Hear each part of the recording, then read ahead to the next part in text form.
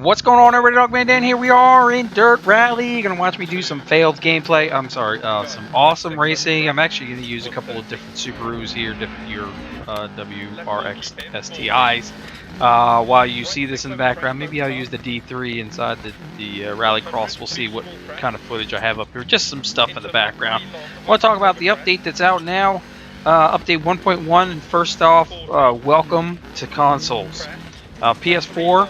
Xbox One, it is now released as of today on consoles, so it's now across the board, PC and consoles. Freaking awesome. A lot of things happen with this update. So first off, new cars and tracks that are released as part of the game. 1960s, we have the Renault Alpine A110, and in the 1980s class, we have the Renault 5 Turbo. In the Rallycross Classic, we have Mini Classic Rallycross. And the Rallycross 1600, we now get the Opel Corsa Super 1600, the Peugeot 207 S1600, and the Renault Clio S1600 models in terms of cars. In the Hill Climb event, we now get the Peugeot 208 T16 Pikes Peak. And there is a new full gravel surface for Pikes Peak, as well as big things that are in here.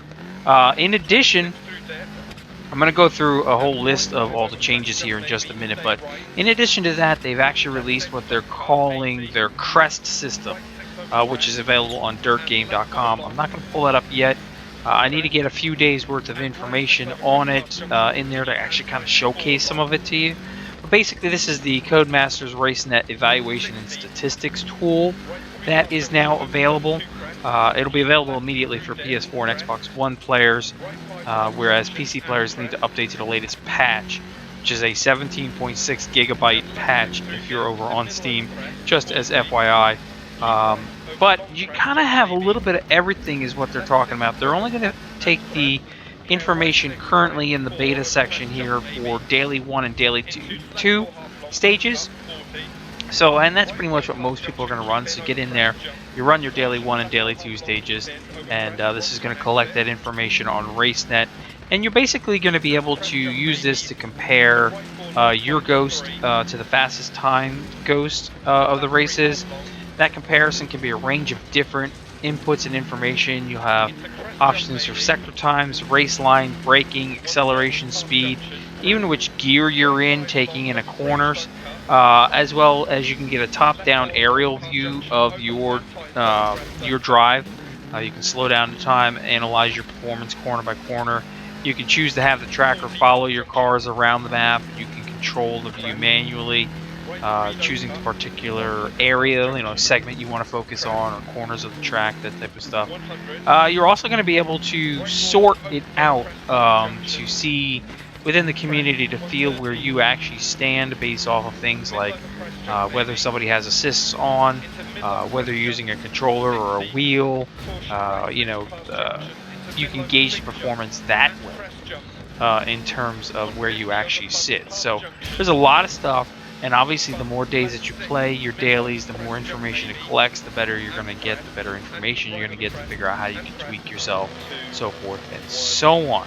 This is also going to actually be available via a mobile app as well, which I haven't checked out yet, but that sounds pretty cool. We'll be able to access this information via our mobile, so that could be a good and a bad thing, depending on what you do all day long, staring at your phone, checking out all your information, and all that jazz. Anyway, let's go through here the rest of these updates and changes in terms of the game for version 1.1. So game-wise, the stock engineer team are now used in the service area for online events to prevent some players gaining an advantage. This is also going to occur in League depending on the settings used. UI fixes, or UI fix here, we got users are now instantly informed and moved on to the next run if they unfortunately terminally damage their vehicle on the start line of a hill climb event. Also, the controller disconnection message is now always showing on top of whichever screen you are on at any time. Achievement fix, I am the 5%er. Unlocking criteria has now been made clearer. I have to check that out, though I know I'm not a 5%er. Nowhere near it. Online fix, when a player enters the pause menu, their vehicle will now instantly ghost. Okay.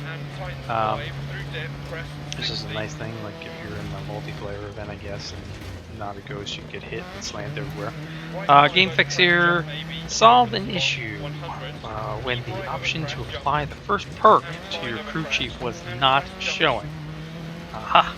An AI fix on the hill climb event where the AI drivers will now place correctly if they terminally damage in their second run.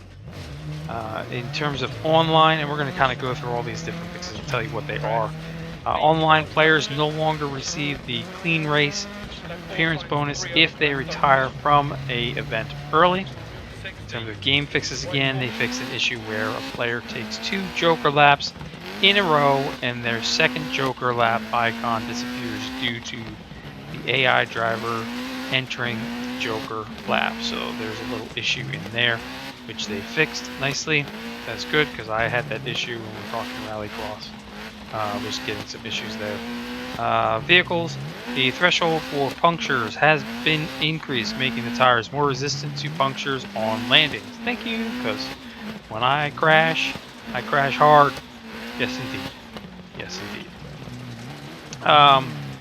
Controls. Players can no longer accidentally unbind gear up and gear down controls when reassigning buttons if they have preferential transmission set as an automatic.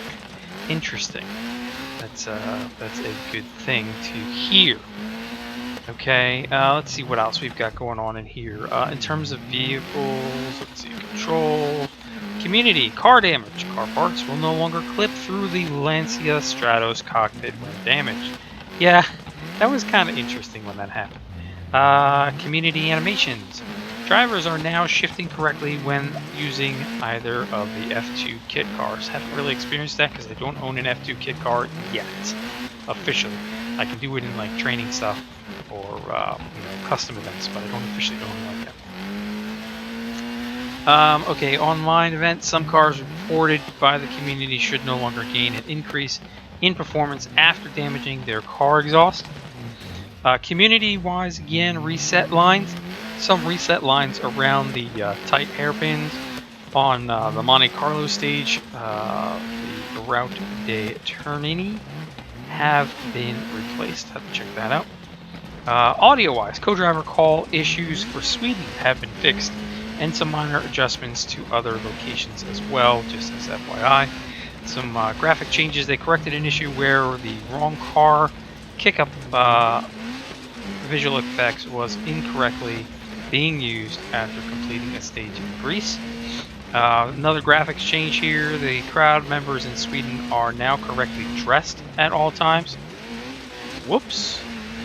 Anyway, we got a couple exploits that it looks like they've managed to fix. The possible shortcut on the German stage,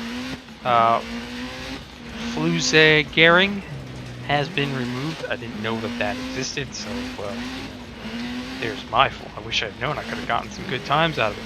Another exploit, users should no longer have a second try at a daily event after quitting out via Alt F4. That's a good fix. Yeah, you should never get a second try at a daily event. If you screw it up like I do often, you screw it up and you just gotta deal with the crappy reward at the end. You do good, you do good. Daily event, one time. Daily 1 or 2, you only get to play it one time. It's a one-off thing. Makes it more challenging. Graphics. Lighting issues should now be resolved when using a system with 3+ graphic cards in use. Oh damn, 3 graphic cards. I don't need no 3 graphics cards. Controllers. After using a racing wheel with H-pattern transmission in-game, upon rebooting and using a controller, the title will now recognize the change and change the transmission type accordingly. That's a nice thing. Definitely a nice thing. In terms of replays, we got car reset points are now same when viewing a replay as they are in game, removing the possibility of collision issues when watching a replay in slow motion. Okay, it's good to have the replays. Get a little extra footage because instead of just always watching movies from in the car, you can see different angles and stuff. Kind of makes it a little bit more cooler when you're watching the replays. Game-wise, custom events now use a stock team of engineers as well in the service area at all times. So you got no competitive or no changes in, advantages, if you will, in terms of custom events. Hill climb events. The AI drivers who terminally damage in their second run will now be placed in the final results screen correctly. And we just did that up at the other list up top. Okay, well, they just wanted to make sure. So they fixed it in the AI and they fixed it in the game itself. So there's two different places that it shows up in terms of coding. That's probably what it is. Controller issue again, where the player's controller will continuously rumble during the pre-race sequence for a rallycross event no longer occurs. Oh, damn. Mine was doing that. I thought it was kind of cool, actually. While I was getting ready for the race. Leaderboards. Players who use a non-standard character as the first letter of their driver name will now be shown correctly in the event leaderboards. And I have some weird, characters in my Nog Dogman Dan thing, so now that'll be shown up correctly. Control-wise, gear up, gear down can now be assigned controls when the user has set their transmission type to automatic. And the languages Brazilian, Portuguese, and Russian have been added to the game, which is kind of cool. Finally, they want to say thank you so much for sticking with them through the wild, bumpy, thrilling ride that is Dirt Rally. And honestly, I've been loving this game since it came out in alpha and early access, if you will. I got it on the first day that it came out, and I've just been amazed at it. I suck at it some days, and some days I'm really, really good at it. And I really enjoy it either way. Because, some days you're just good, some days you're not. That's what it is. And when you're not on a good day, you close out the game and you move on to something else that you're going to have a good day at. It is what it is. So they always appreciate our honest feedback, enthusiasm, engagement. And they can't thank us enough. Obviously, we've helped where the game has gotten to today. I know you can't say that for consoles, but I mean, the PC guys in this case have really, really stepped up the community to get it to where it is. So consoles, it's up to you guys now to step up as well and get your feedback out there, so that way when there is an issue console-wise, they know and they can hopefully fix it. So if you have comments or questions, please do feel free to let them below. Hopefully you did enjoy this. Like I said, we'll play around with the crest, which is basically what they call the competitive race net evaluation and statistics tracker a bit more as I've played for a few more days, so forth and so on, and get more information out of it, and then we'll try to touch base on that again, along with some future gameplay. As always, thanks for listening and tuning in. I'll catch you guys in the next episode. Till then, we will see you soon.